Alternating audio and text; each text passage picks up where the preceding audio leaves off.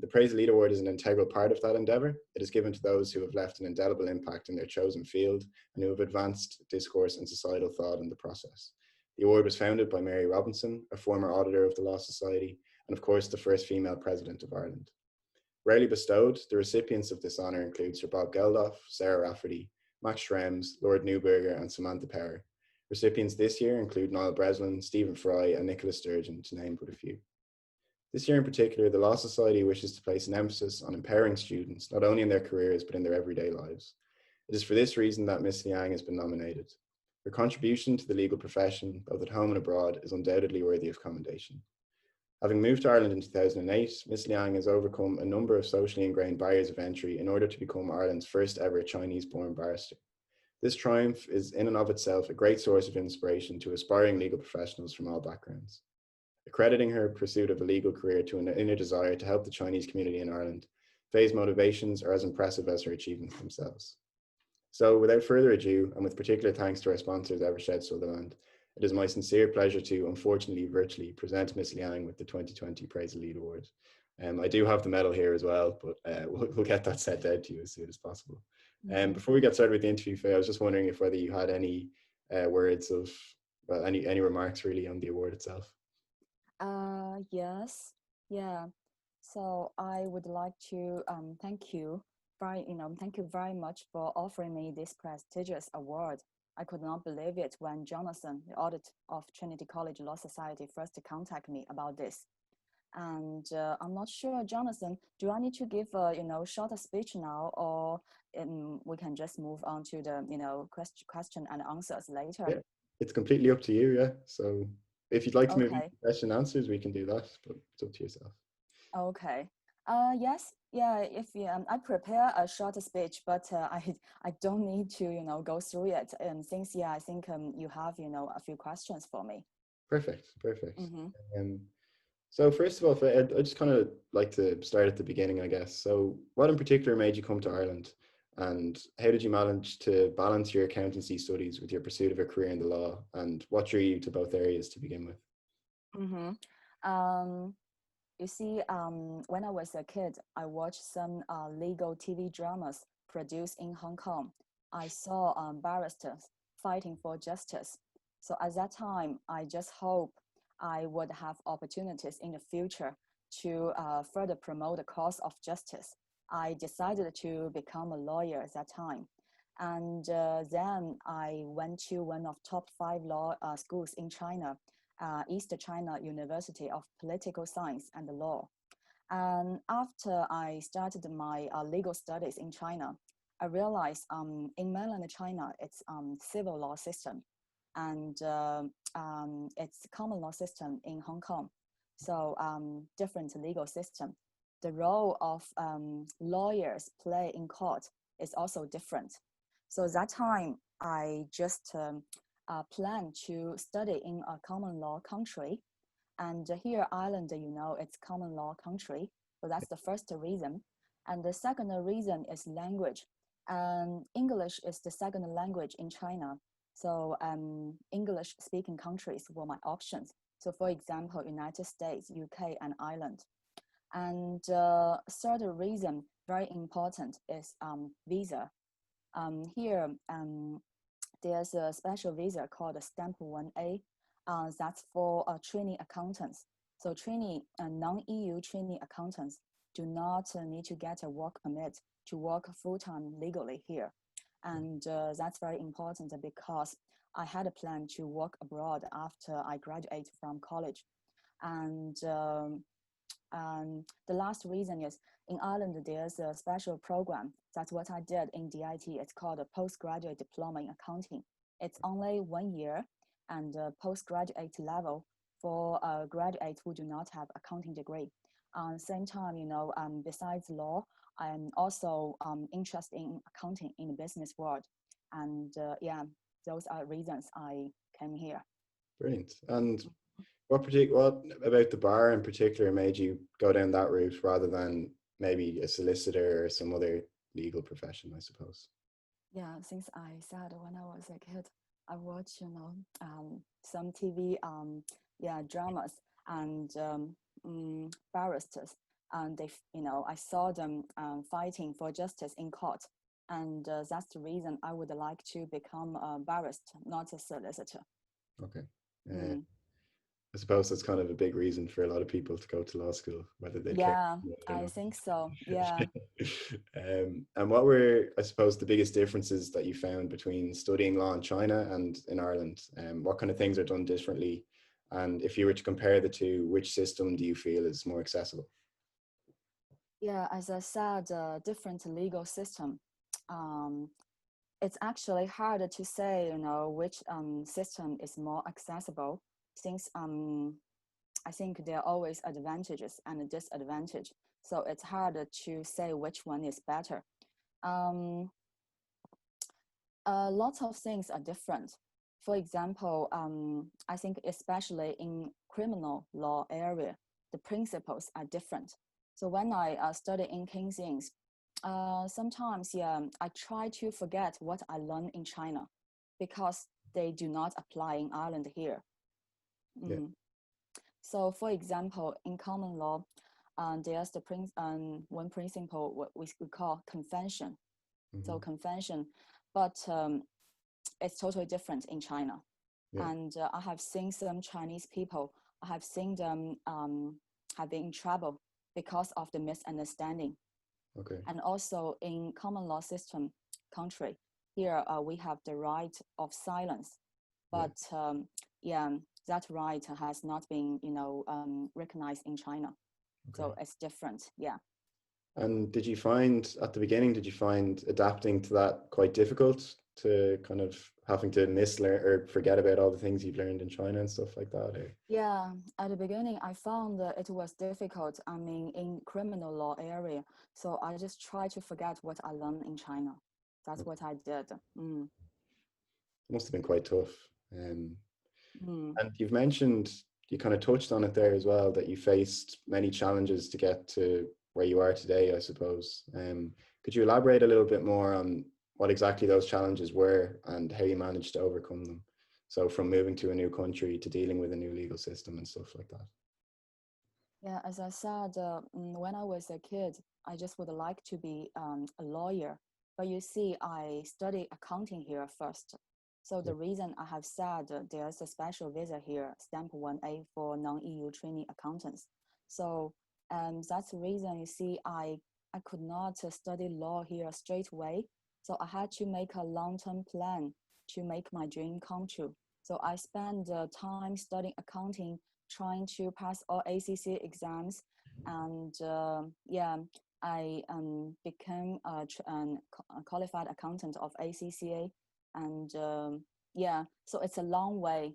It's not a straight way, it's not, I just came to Ireland. I could study law, and then I could study in King's Inns or Law Society to be a barrister or solicitor, because I'm non-EU. I was a non-EU nationality, and I had to consider visa. Yeah. Mm. And were there any, you mentioned that it was quite a long road. Were there any kind of periods where you felt like giving up, or you felt like maybe it wasn't really worth it? Or did you have any moments like that? Or? Oh, yes. Since I graduated from DIT in 2009, and that time there was the recession. So it's very hard for me to get a job. Since that time, I need a visa. And I said the stamp 1A, the special visa, helped me. But it's still very hard. I remember that time I got interviews from Big Four. But when I was there, I just found they had no interest in non-EU nationalities. So Really? I found, because you see, stamp 1A is for training accountants, but after that we still need work permit, and there's the salary requirements, and also the employer needs to pay the money to apply for it, and it takes a few months to get permission from the government. So it's actually extra cost and time for the employer. And at that time, it's very hard for everyone to get a job. And some Irish, my classmates, the graduates, they went to other countries for a job. For example, they went to Australia. And that time I was depressed for a period of time. But I think I have very good parents. They always support me. Yeah. And I talk to them almost every day. And I got encouragement from them. They always encourage me. Yeah. And that's one of the reasons, very important reason I'm still here. Okay. Mm. You mentioned there that being a non-EU citizen was quite difficult. And do you feel that racism and exclusion are still barriers of entry to a career in the legal profession? And if the answer is yes to that, what do you think needs to be done to make the law in general more accessible? I think yeah, becoming a barrister is hard for everyone. Yeah. Yeah, including Irish students, because currently barristers are not allowed to contact clients directly without instructions from solicitors. Okay. And also, yeah, a first year for the pupils, pupils do not get paid. So it's hard for everyone. And besides these problems, non-EU nationalities, citizens face more problems, as I mentioned, visa. Yeah. For example, yeah. And I suppose being the first Chinese-born barrister in the country, would you feel an added level of responsibility or expectation, or do you feel that there's any added importance of, I suppose, to having your voice heard, given how different your career path has been? Yeah, I hope I can use my legal training to help people here, in particular members of immigrant community, and to help them understand the law here. I found that sometimes they have the misunderstanding about the law here. I hope I can help them. And I feel, yes, I have the responsibility. Yeah. And what kind of misunderstandings would there be? Is that just in terms of adapting from a different legal system from what they'd have at home, or is there something Yeah, to that? yeah, different legal system, different principles. As I said, especially in criminal law area. Yeah. And sometimes because of the misunderstanding that caused them the problem, Yeah, it's unfair to them. absolutely. Mm. Do you think that anything more could be done in terms of education from government or anything like that? Or do you think that's just part and parcel of living in a different country and experiencing a different culture? Um, yeah, I hope in the future, the government can introduce some scholarship programs for talented students who are also non-EU nationalities to help them study law here.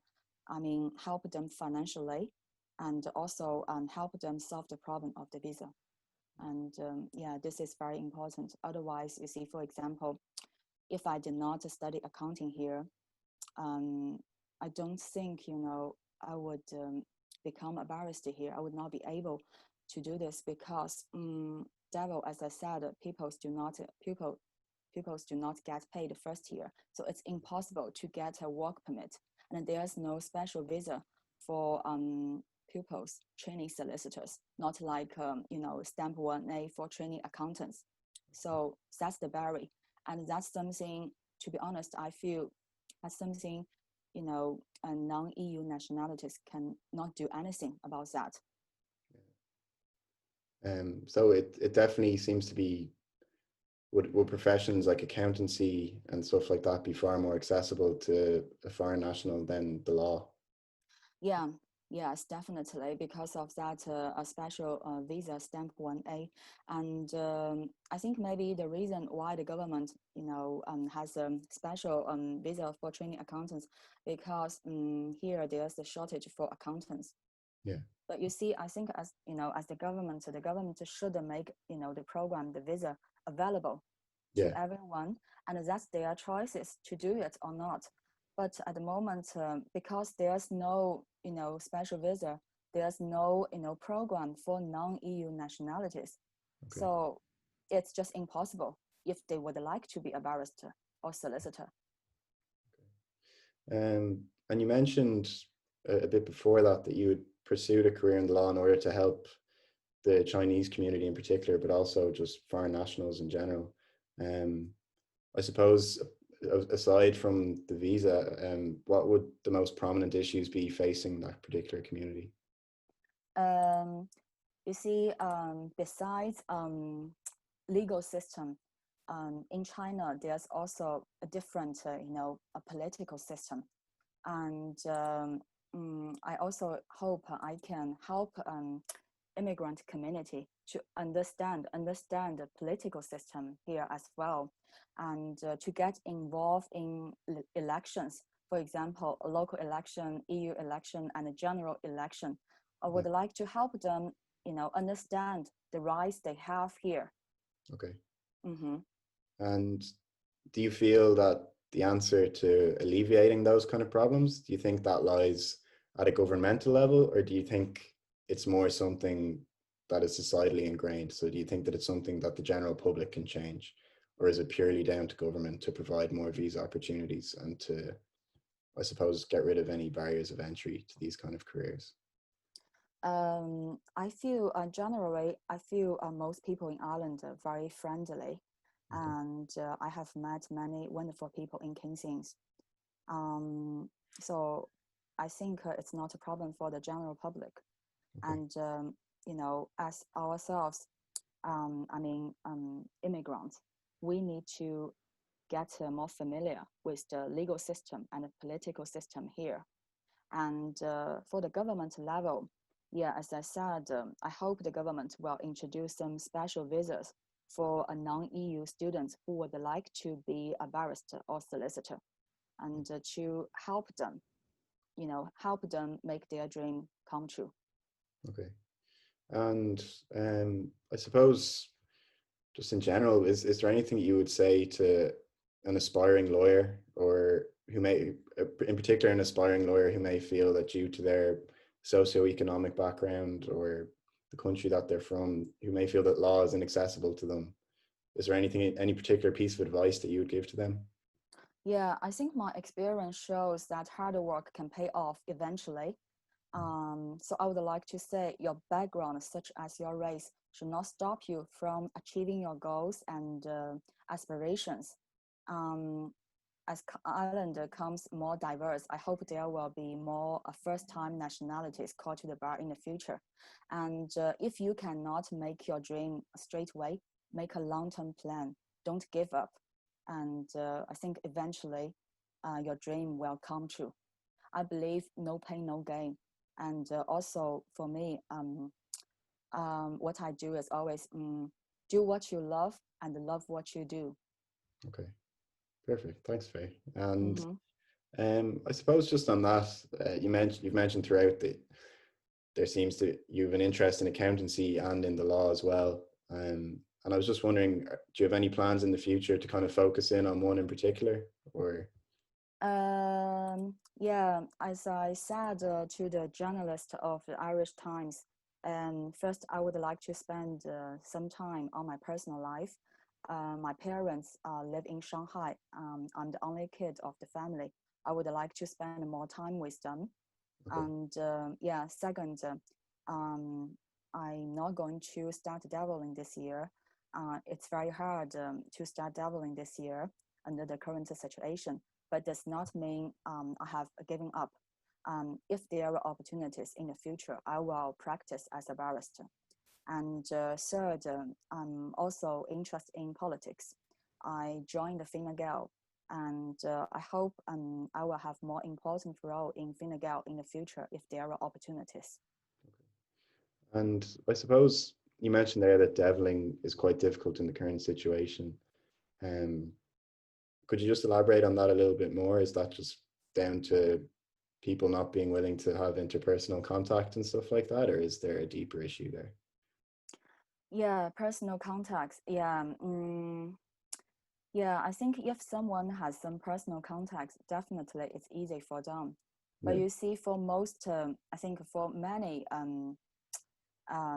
devils pupils, probably they don't have many, personal contacts. And Yeah. as I said, they don't get paid the first year. And most pupils, they do that for free the second year. So this is hard because maybe they have families, they need to support their families, financially. So this just makes, impossible for them to continue their dreams. Yeah. Mm-hmm. I know that this wasn't one of the pre-arranged questions, but you mentioned there that you'd like to pursue a career in politics at some stage. Is there any particular area of politics that you'd be interested in, or is there any issue out there that you see at the moment in Ireland that you'd particularly be motivated to rectify? As I said to the journalist, I hope, immigrant community, the voice of the immigrant community can be heard in Ireland. And in my view, Ireland becomes more diverse. And I think the voice of immigrant community should be heard more, in Ireland. Okay. And yeah. Perfect. And what do you think of the whole political state of Ireland at the moment? Have you any opinions on that now? Opinions, yeah.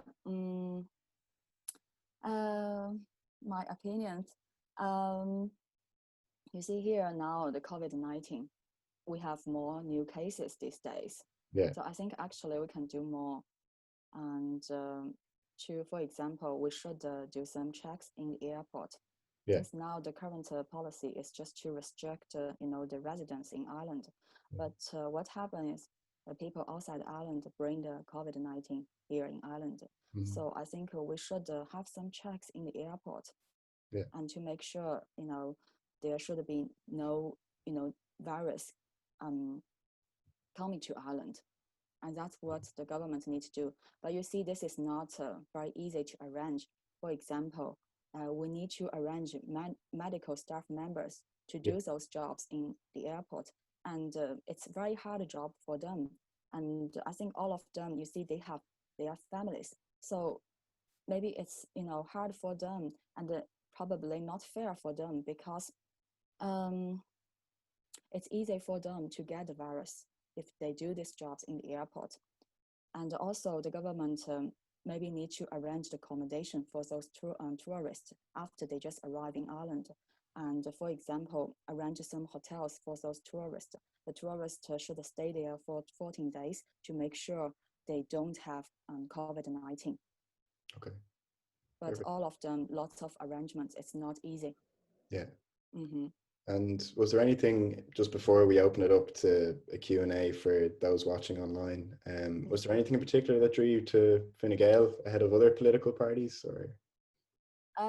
Fine Gael, yeah, I said I joined the Fine Gael, yeah, and yeah, I said I would like to have a more important role in the future if there are opportunities. But my priority now, at the moment, is my, personal life. I would like to spend more time on my personal life, to spend more time with my parents. My parents are nearly 70, and I'm the only child of the family, so I would like to spend more time with them. Okay. I was just wondering as well, you mentioned that your parents are still in Shanghai. Has their experience with the coronavirus been different to yours here in Ireland in terms of restrictions and stuff like that? Or has it been pretty similar? Yeah, it's different. It's different. So the beginning, probably it was the same. So they were asked to stay at home. They were asked not to go out. But at the same time, the government had a different policy. So there's the check in every airport. Okay. So it's different. So now you see, today is 2nd of October. Yesterday, it was the National Day of China. So lots of people in China, they went outside. So it's safe. Generally, it's safe for them to do so now. Okay. Safer than here? Do you think? Yeah. Safe here. I'm not sure. I'm not sure if it's safe here because there's no check in the airport. So I'm not sure now. And yeah, I'm not sure. No problem. I'll just open it up to some questions from those watching, if anybody has any. We have one from Elizabeth Ring here who asked, what area of law do you hope to specialize in as a barrister?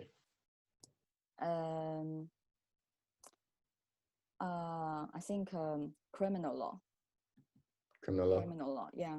Is there any particular reason for that? Or? Yeah, I feel the principles in criminal law very different in two legal system and the two legal system country. And people here, for example, I said I have seen some Chinese were in trouble because of the misunderstanding. So I would like to help them understand the law here, criminal law here. Okay. And Elizabeth also asks if there were any culture shocks when you arrived in Ireland. For example, the wigs and gowns for barristers, some Irish language in the courtroom and stuff like that. Would the way that a barrister practices in Ireland be very different to the way that a barrister in, say, China would practice?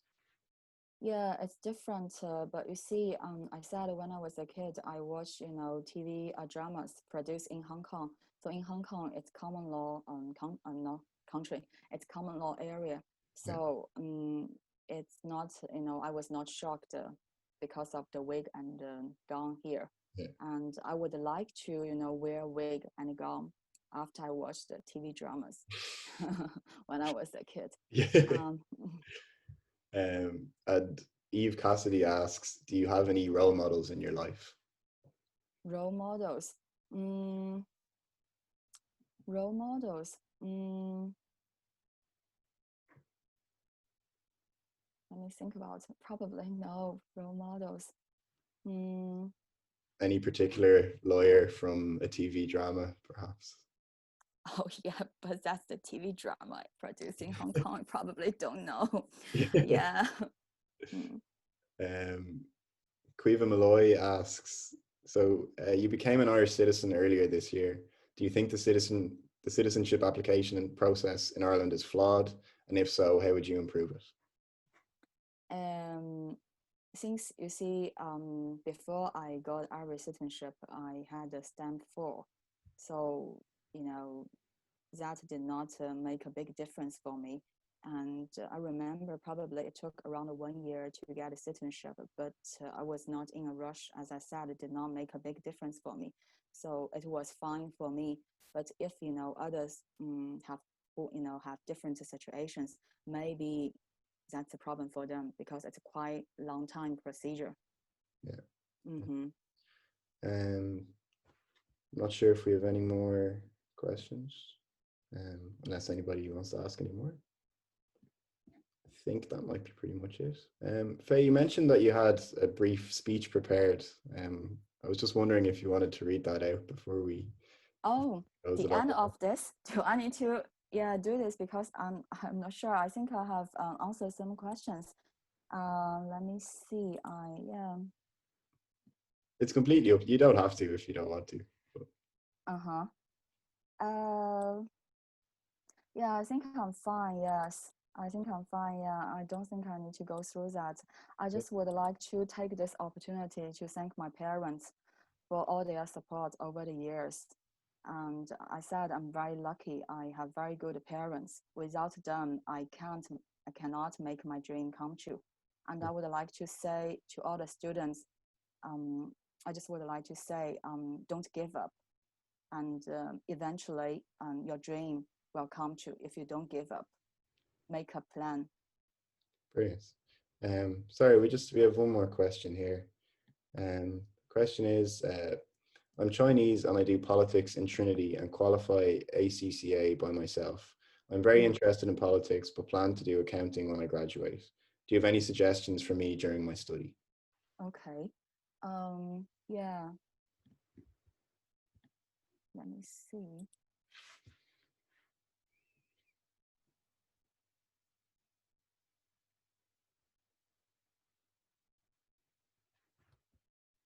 So I'm not sure, a girl or boy, Jingjun Liu.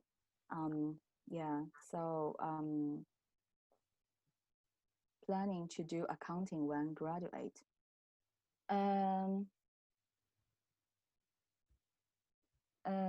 My suggestion is, you see, I said there's stamp 1A visa, but at the same time, you need to get a job. So I would suggest to get a job from a large company, multinational company, big accounting firm, and to practice what you learn in college. And yeah, I think probably that's my suggestions. I don't think, maybe because I have passed all my ACC exams, maybe it's not right to say that. It's hard if you work full-time and study part-time. But I would like to say is don't give up. And maybe at the beginning, you need to use your spare time for a study. But eventually, as I said, hard work pays off. So you will make your dream come true. So it's worthwhile to do that. Perfect. It's brilliant advice.